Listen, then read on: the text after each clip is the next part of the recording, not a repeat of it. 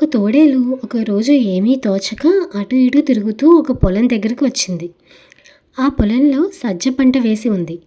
తోడేలు సజ్జలు తినదు కాబట్టి అక్కడి నుండి వెళ్ళిపోవాలని అనుకుంది. కానీ ఇంతలో ఒక గుర్రం అటువైపు వచ్చింది.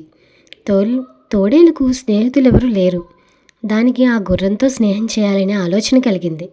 అందుకే ఎంతో ప్రేమగా గుర్రానికి ఎదురెళ్ళి ఎలా ఉన్నావు గుర్రం అంటూ పలకరించింది. బాగున్నాను తోడేలు, ఏమిటి ఇక్కడున్నావు అని అడిగింది గుర్రం. ఏమీ లేదు, ఈ సజ్జ కంకులు చూసావుగా, గింజలతో నిండుగా ఎలా కళకళలాడుతున్నాయో.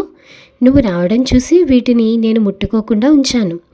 ఇది మన స్నేహానికి గుర్తుగా నీకు ఇస్తున్నాను, తిను అని ఎంతో ప్రేమగా అంది తోడేలు. గుర్రం నవ్వింది.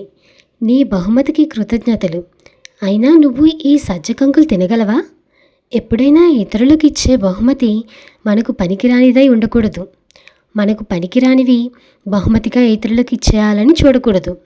మనం ఉపయోగించగలిగి ప్రయోజనం పొందకుండా ఇచ్చేదే నిజమైన బహుమానం అని తోడేలుతో చెప్పేసరికి తోడేలు సిగ్గుపడి అక్కడి నుండి వెళ్ళిపోయింది.